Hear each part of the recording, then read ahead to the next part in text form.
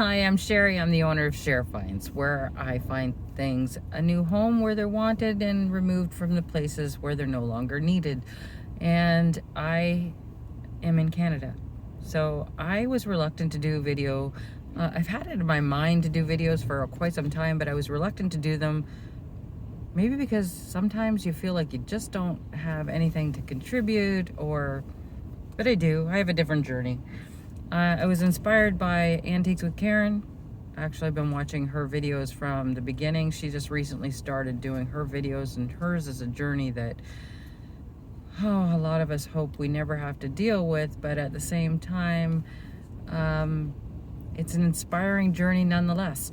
She is dealing with the loss of her mom a few years back and having to deal with her mom's home, which is pretty packed.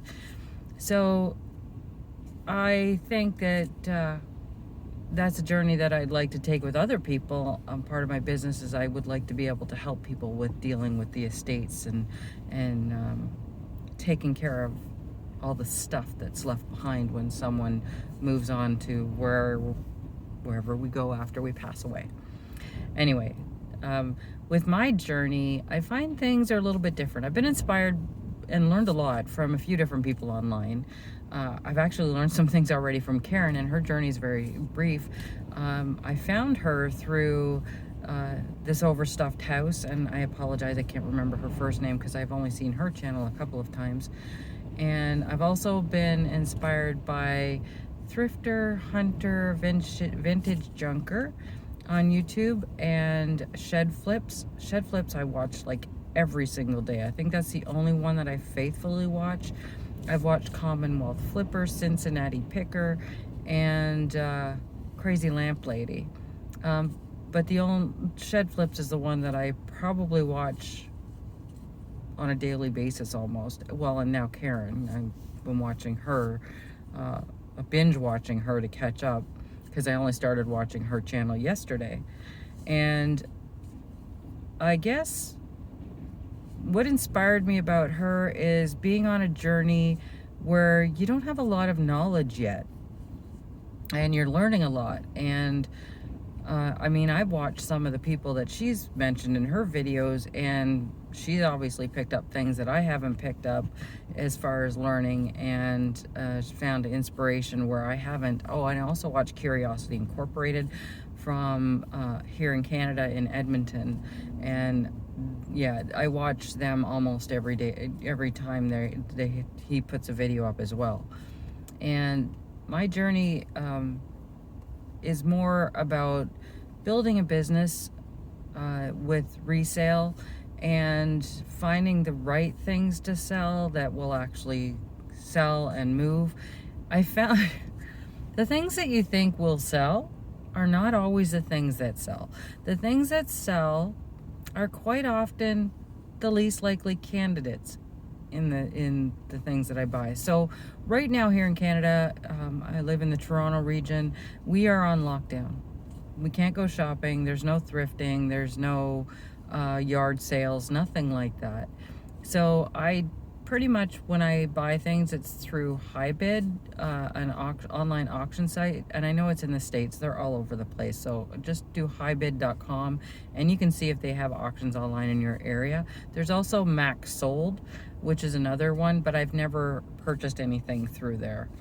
I've seen auctions, but it's not a platform I'm as comfortable with as HiBid.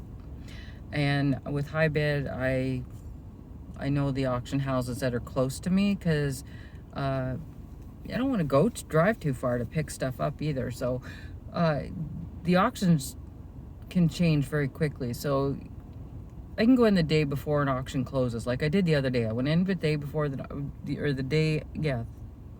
early in the day that the auction, early in the day the auction closed, not the day before. It was early on the day the auction closed because I work nights. I'm an emergency medical dispatch, so I work nights, and I had to go in and just see where things stood with my bid. So I put everything where I felt comfortable. I had almost $100 in purchases at that point. By the time the auction finished that night, as I was leaving work, I remembered that I had that auction, so I went in to check. I had it literally $2. That's it. That's all I owed. $2 in Canadian, probably $1.75 American. So things change very rapidly the night the auction is closing. And sometimes things go for a ridiculous amount of money, or what you think is a ridiculous amount of money. And actually, if I knew Karen, well, I thought of this actually with Karen. I thought that's the one thing that she could do. And if she gets to see this, Karen, I hope you do get to see this, because I'm going to tag you in it because you got me to do my first video. Sorry, I'm opening my coffee. Anyway, I think high bid might be an option for you. I'm sure they've got to be where you are. So just go highbid.com. You can do the online auction or find out who an auction house is near you and do the online auction. And they'll put everything, they'll help you get it all set up and get everything online and up for auction. And it'll be amazing to see how much some things will go for. It doesn't make any sense to me. Just watch some of the auctions online with the local auction houses where you are and see what happens. So anyway, with some of the auctions that I've purchased in the past, like I'll buy lots. So say a lot of glassware or miscellaneous items, and thinking I'm buying it more for one item in that lot than I am for another. And the one item that I thought would sell is the one that I still have for the longest period of time. Whereas one other item in there that I listed because I had it, not because I bought it for that reason, sold for, you know, way more than what I expected. It paid for the whole lot and then some. I don't spend a lot. I think I overspent on purchases in the beginning when I first started. Now I've been doing this now since July of 2020. And yeah, I purchased things probably a little higher than value than they should have been in the beginning, not knowing, not thinking about profit margins and whatnot. People, when they buy things online, they think, oh, well, you know, they watch these different sites. And I've seen it in some comments, or seen people reflect on comments that they've gotten about what they paid for something versus what they're selling it for. Like how, you know, how does it feel to gouge the public or whatever. People don't realize, first of all, you're earning a living with your resales. And then you're also have other expenses. It's not about how much you paid for the item. So say you can go to a yard sale, you can pick up a pair of shoes for $4 or whatever, and you resell them for $30 or $50. Now that's a good profit margin. Oh, that's the other person that I like to watch. What's her name? She's from Kentucky, and she's a spitfire of a girl, and she's quite funny to watch. And oh my goodness. Anyway, when I remember her name, I will tag her and a few others in the description below, so you'll know who it is that I'm talking about. Anyway, when you resell something, you have to think about the expenses. So some people will have booths in antique shops or vendor booths out there in different places, and so you got to pay the rental fee. And you got to pay for the product, and then you got to pay with eBay. You got to pay the listing fee, then the sales fee, and then you got to pay the payment fee, which whether you're using PayPal or I guess some people are managed payments. I'm not familiar with how that works yet. Anyway, you got to pay all these different fees. So by the time you take the fees out, and then you pay for the shipping, and then eBay charges you a fee on top of the shipping as well. So you're paying for the shipping fee and all the other fees, and then you have the cost of shipping itself. Then there's your time. It takes you time to obviously get your inventory and drive to pick it up, or you know, there's typical business expenses, there's overhead expenses. So I wasn't necessarily thinking about all of those when I got things. So when I started doing a spreadsheet on my sales. So I put the cost of the product, and there were a couple things that I lost on, a couple of things that I broke even on. I sold a face shield for a shop. It's like one of those plastic face shields. You see some people wearing it now in place with the situation we're dealing with in society. And I did make the money on the product. Okay, so I paid I don't know, $3.99 or something. It was one of those things that I got in a lot. It was a three or $6 lot of items, and that was the one thing that I sold out of it, and I can't remember what else was in it, but anyway, that was the one thing that I sold in it. It covered the cost of the lot, and then of course there's all the fees on it. And then when it came to shipping, I just based my shipping on weight. I didn't base it on dimensions, which when you get into, you know, beyond a 12 by 12 by 12 box, you get into dimension fees, or at least that's what I'm discovering. And so when I paid for the shipping, and after I took all my expenses off, I can't remember, either I think it ended up costing me an extra $2 because of the extra shipping charge, because of the dimensional size, because there was no way to make it smaller.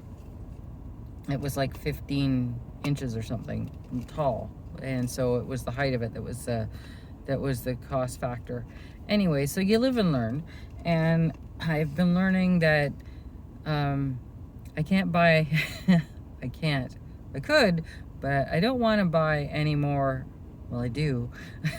See, this is the thing about resales, is that you keep wanting to look for more stuff, and I need to start dealing with the stuff that I have, because right now I have a very limited space, which is good because I don't want to take up more space, and my stuff is packed in that space. I need to get it out and get it sold. And I know with my job and I'm working a lot of hours, and having dealt with some other personal things as well, I wasn't listing, so I started listing again this week.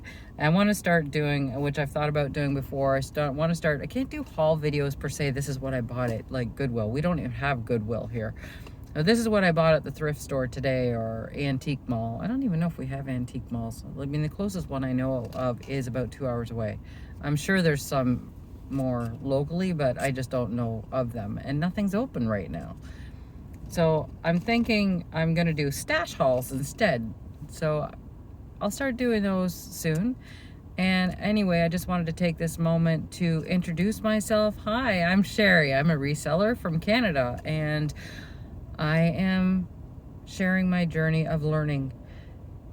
That was the first thing I learned, is you've got to really think about what the actual value, when you look at the sold value of something, work backwards from the cost that it's going to be. So say it's sold for that price. Let's take a teapot, for example. Say a teapot sold for $30. Then you want to take 30% of that off for your fees or thereabouts. Or not 30%. Let me think about this for a minute. So you're looking at about 10%. Say 10, just take 10% off, just to be sure that you've covered them. And then be sure you put in another couple of percentage just for the cost of the taxes, or not taxes, the payment fees. And then there's the shipping. I try to put my cost to shipping as true to the shipping cost as possible, but I also want to make sure I incorporate the fees in that. The shipping materials. See, there's something else that I didn't think about. Shipping materials. I make sure that things are shipped well, because of course I don't want them broken when they get there. I ship a lot of glass stuff. And so yeah, you got to incorporate all of that into your expenses. So, and then there's the cost of your space. So right now my space is within the confines of where I live, and I've looked at the cost of storage bins. I don't want to do a storage bin because I would have to definitely up my sales every month. Right now I just want to start building. My average has been, I think the last few months, about 7 items a month. Not much. And so I want to start making it a minimum of 1 a day. That's my goal. 1 item per day. So once that happens, then I can create a new goal. But 1 item per day, and eventually I'd like to be able to do online sales as well. Even if any of you are doing online sales and you want to partner up, I am available, and I will work with anybody else who wants to do that as well. I don't think I can do live videos on my channel just yet because I'm still fairly new. But oh my gosh, this has been 15 minutes. I'm gonna quit rattling now. And next time I'll talk about some of the other issues like shipping. Shipping has probably killed a lot of my sales, but I've figured out a way to work around that. So until next time, have a great day. Bye.